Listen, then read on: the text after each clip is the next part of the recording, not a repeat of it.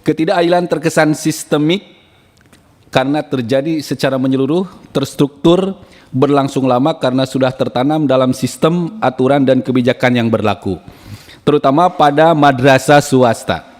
Kami menjerit, menahan sakit karena kebijakan yang timpang dan diskriminatif. Ada 3 hal yang kami usulkan. Pertama, P3 ASN-kan guru swasta sekolah madrasah swasta, dimulai dari guru yang sudah sertifikasi atau yang sudah mempunyai SKN passing, dan hapus diskriminasi guru. Ini demo ini. Yang kedua, bayar tunggakan in-passing tahun 2011 sampai 14 ini sampai kiamat masih ingat terus. Madrasah swasta dan TBK terhutang guru swasta sekolah maupun madrasah swasta. Guru itu daya ingatnya sangat tinggi sekali. Yang ketiga, yang terakhir, sertifikasikan guru swasta sekolah madrasah swasta dan terbitkan SK in-passing guru swasta madrasah swasta.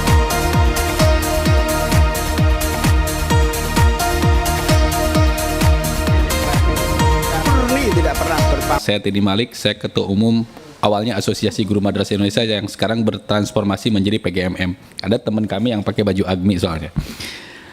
Izin saya menyampaikan, yang pertama ini ada dengan narasi madrasah sekolah swasta menjerit karena kebijakan yang diskriminatif. Inilah yang melatar belakangnya. Pertama adalah madrasah dan sekolah swasta adalah pilar penting dalam dunia pendidikan. Namun hingga kini lembaga pendidikan swasta selalu dikecualikan dari berbagai kebijakan afirmatif pemerintah. Ketidakadilan terkesan sistemik karena terjadi secara menyeluruh, terstruktur, berlangsung lama karena sudah tertanam dalam sistem, aturan, dan kebijakan yang berlaku, terutama pada madrasah swasta. Kami menjerit, menahan sakit karena kebijakan yang timpang dan diskriminatif. Kita lanjut, inilah Undang-Undang ASN pasal 32 ayat 3, pasal 35 dan pasal 36, di mana ayat-ayat ini, pasal-pasal ini tertutup yang memberikan kesempatan yang boleh mendaftar ASN P3K itu hanya honorer yang ada di lembaga pemerintah saja. Ini sangat diskriminatif. Yang kedua, Undang-Undang Guru dan Dosen nomor 14 tahun 2005 pasal 24. Saya bacakan ayatnya. 1. Pemerintah wajib memenuhi kebutuhan guru baik dalam jumlah, kualifikasi akademik maupun dalam kompetensi secara merata untuk menjamin keberlangsungan satuan pendidikan anak usia dini di jalur pendidikan formal serta untuk menjamin keberlangsungan pendidikan dasar dan menengah diselenggarakan oleh pemerintah. Kita berharap balik mengamandemen ditambahkan dengan yang diselenggarakan oleh masyarakat, bukan hanya yang diselenggarakan oleh pemerintah. Saya nggak bisa kasih penjelasan karena waktunya sebentar.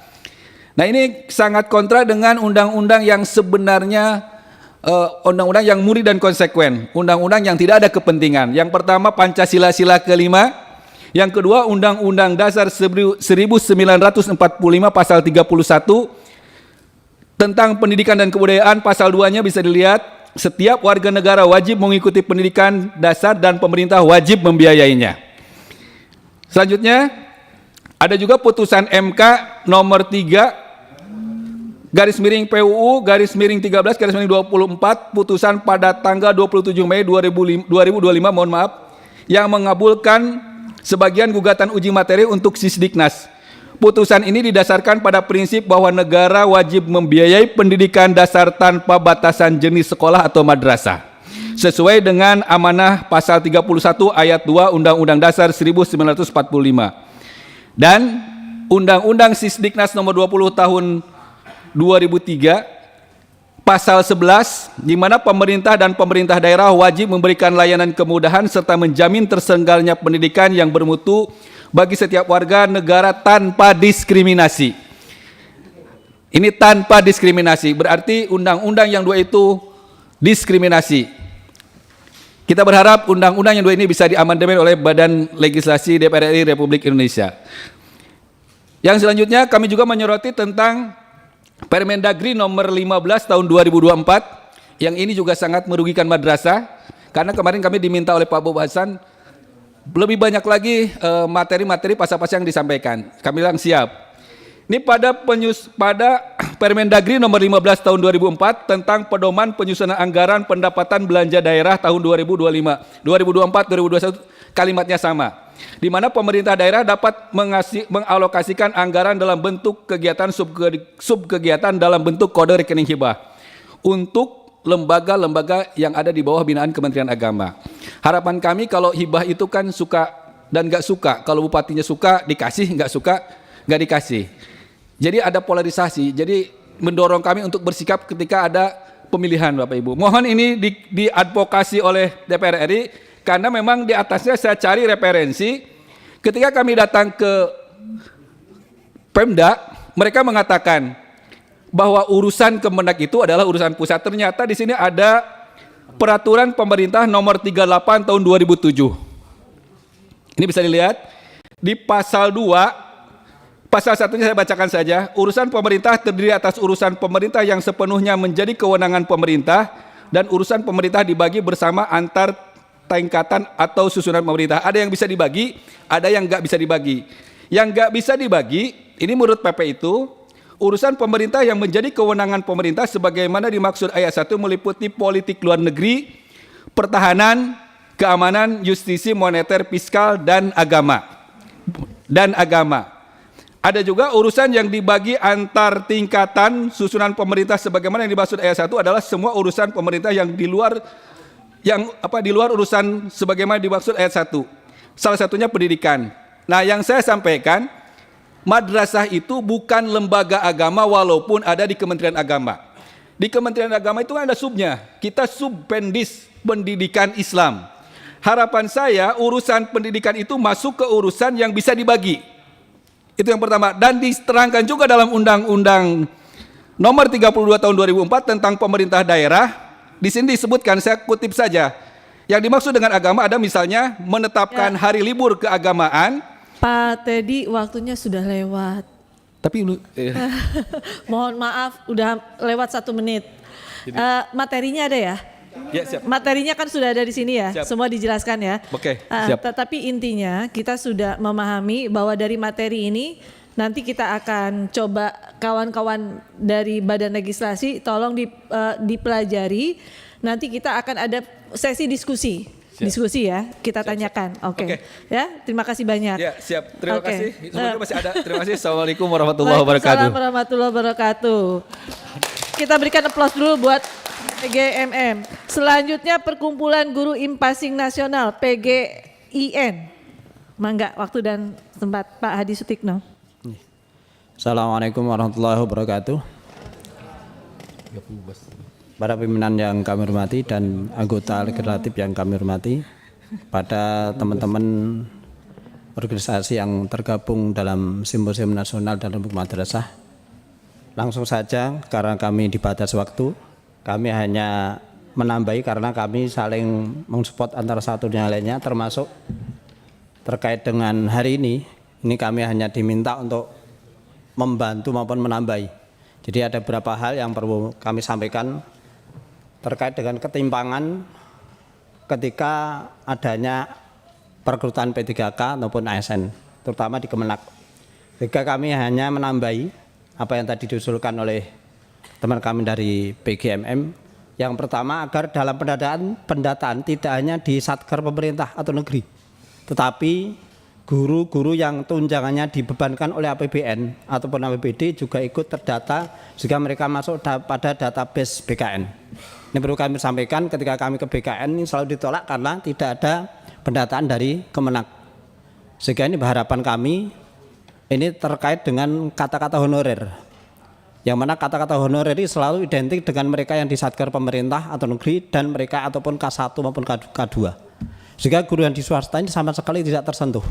Sehingga harapan kami kata-kata honorer, definisi honorer ini harus direvisi, yaitu mereka-mereka yang mengajar baik itu di satker pemerintah maupun tidak, mereka yang tunjangannya dibebankan oleh APBN atau APBD. Sehingga ini baik di guru swasta ini juga masuk kategori honorer. Namun sementara ini honorer itu hanya identik mereka yang di pemerintah, di negeri, atau mereka yang punya kategori K1 atau K2. Sehingga ketika ada pendataan otomatis kita tersingkir. Ini yang pertama. Yang kedua, data berbasis emis maupun simpatika, dan berharap Menpan RB maupun BKN ketika mereka mengedarkan edaran ini agar dimunculkan kata-kata emis atau simpatika di dalam edaran itu. Yang sementara ini selalu yang muncul hanya Dapodik. Kalau itu hanya muncul Dapodik, otomatis Kemenak tidak terdata di dalamnya. Maka kami mengharapkan ketika Menpan RB atau BKN ataupun kementerian terkait mengeluarkan edaran terkait dengan pendataan, maka munculkan kata-kata Dapodik garing simpatika. Sehingga Dapodik ini miliknya Dignas, simpatika atau emis miliknya Kemenak. Sehingga kedua-duanya terdata. Kalau sementara ini, mohon maaf, ini bukan hanya diskriminasi kepada madrasah, tapi Kemenak juga terdapat di diskriminatif karena yang muncul hanya Dapodik. Sedangkan aplikasi yang dimiliki oleh Kemenak tidak muncul sama sekali. Kemudian yang berikutnya, agar dalam perekrutan nanti muncul afirmasi usia maupun cerdik. Mohon maaf sementara ini di Kemenak tidak muncul. Ini juga menjadi seperti kita itu sudah punya usia di atas 35 tahun tapi tidak dihargai. Kita punya cerdik juga tidak dihargai.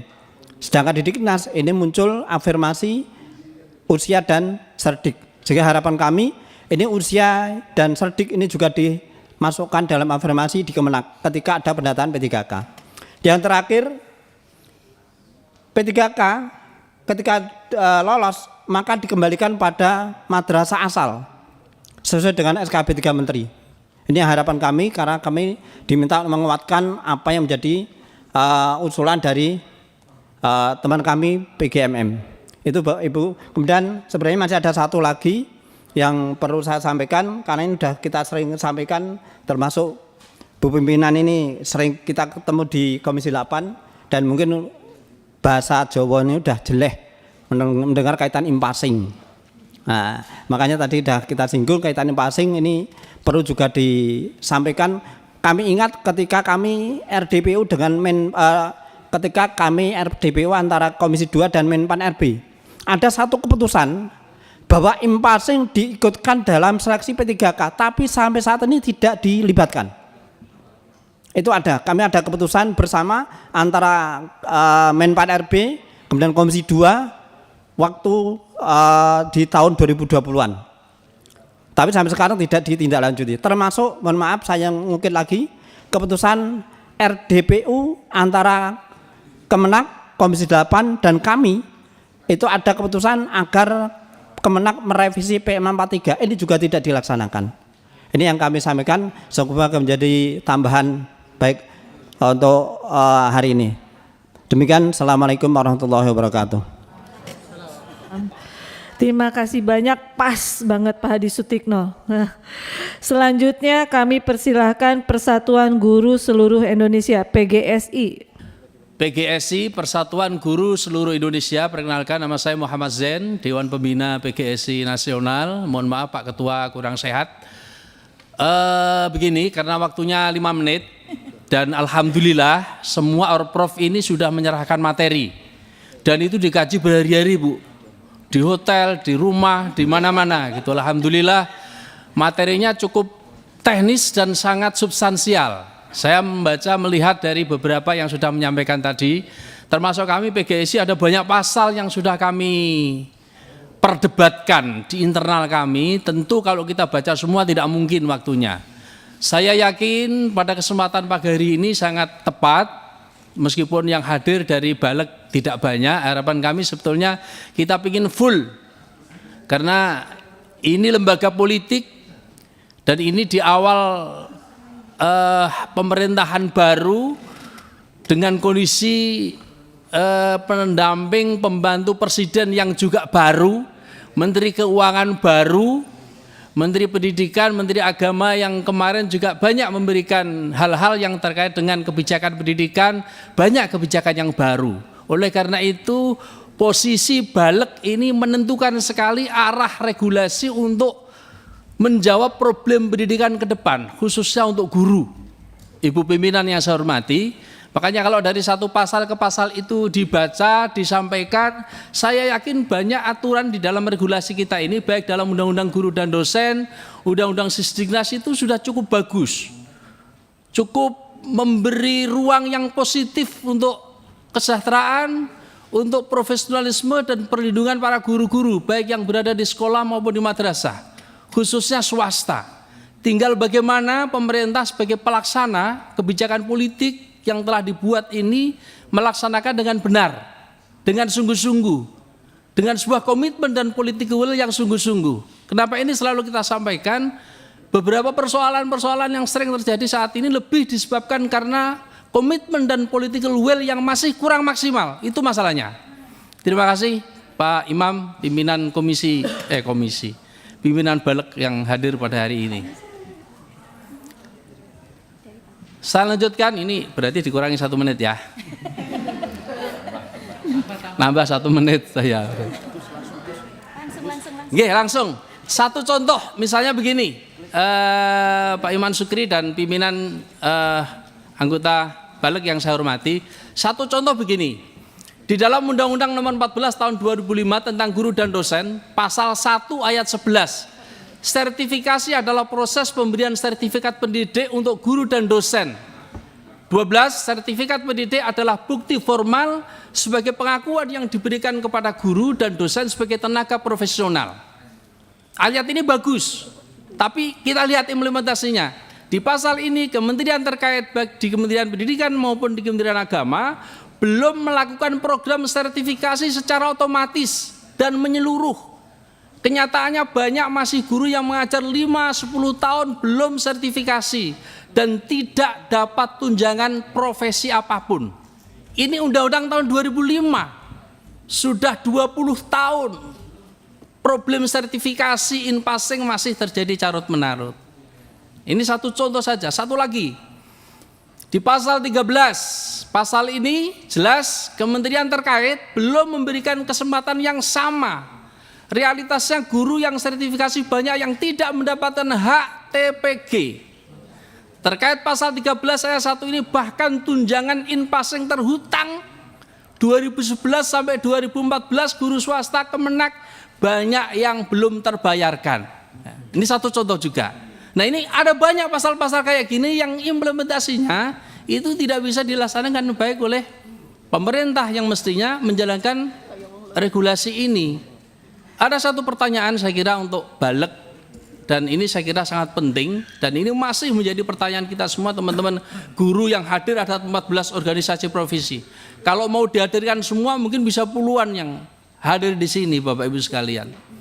Pertanyaan yang sering muncul bahwa komitmen soal anggaran pendidikan 20%, 750 sekian triliun. Kalau seandainya anggaran sebesar itu dialokasikan untuk 3 hal. Salah satunya adalah untuk kesejahteraan guru, khususnya guru-guru swasta, guru-guru non-ASN ini, dan juga untuk peningkatan kapasitas atau profesionalisme guru dan perlindungan guru, itu tidak membutuhkan anggaran yang besar. Mohon maaf, dibanding dengan alokasi yang sedemikian cepat oleh pemerintah, karena kepentingan MBG dengan anggaran 335 triliun tidak ada apa-apanya kalau hanya untuk mesejahterakan guru. Saya yakin kalau komitmen anggaran 20% ini betul untuk menjawab problem regulasi yang belum dilaksanakan oleh Kementerian, baik Kementerian Agama, Kementerian Pendidikan Nasional, Dikdasmen, sampai kapanpun organisasi profesi ini akan terus banyak muncul di negeri ini. Karena memang dua problem tadi, soal kesejahteraan dan soal profesionalisme, soal kompetensi yang dihadapi oleh guru-guru ini sangat luar biasa dan belum dijawab melalui kebijakan. Kalau undang-undangnya sudah pas, tapi oleh kebijakan kurang. Sekali lagi, masih ada enggak waktunya? Sudah cukup ya? Jadi ini ada 17 pasal, ini baru 1 tahun saja kami mengaji itu sudah 17 pasal yang mestinya harus dilaksanakan, tapi belum dilaksanakan, dan ini mumpung masih 1 tahun pemerintahan Pak Prabowo, dan saya yakin beliau punya komitmen yang besar untuk mensejahterakan guru. Kami masih ingat waktu beliau menyampaikan pada saat kampanye dulu, akan memberikan subsidi tambahan kemaslahatan untuk guru minimal 2 juta per guru per tahun. Nah, ini kita masih menunggu itu. Terima kasih. Per bulan ya. Per tahun ya sedikit dong. Terima kasih. Ya kesimpulannya ini kesimpulannya ya, sebentar, kesimpulannya. Ini soalnya Kesimpulannya ini juga butuh waktu 2 jam kemarin. Kesimpulan bahwa selama ini kementerian terkait belum memenuhi harapan guru Indonesia secara umum, terutama guru yang berstatus guru swasta sekolah maupun madrasah. Padahal kontribusinya sangatlah besar dalam membangun bangsa ini. Oleh karena itu, ada 3 hal yang kami usulkan. Pertama, P3 ASN-kan guru swasta sekolah madrasah swasta, dimulai dari guru yang sudah sertifikasi atau yang sudah mempunyai SKN passing, dan hapus diskriminasi guru. Ini demo ini. Yang kedua, bayar tunggakan in-passing tahun 2011 sampai 14 ini sampai kiamat masih ingat terus. Madrasah swasta dan TBK terhutang guru swasta sekolah maupun madrasah swasta. Guru itu daya ingatnya sangat tinggi sekali. Yang ketiga, yang terakhir, sertifikasikan guru swasta sekolah madrasah swasta dan terbitkan SK in-passing guru swasta madrasah swasta. Terima kasih. Assalamualaikum warahmatullahi wabarakatuh.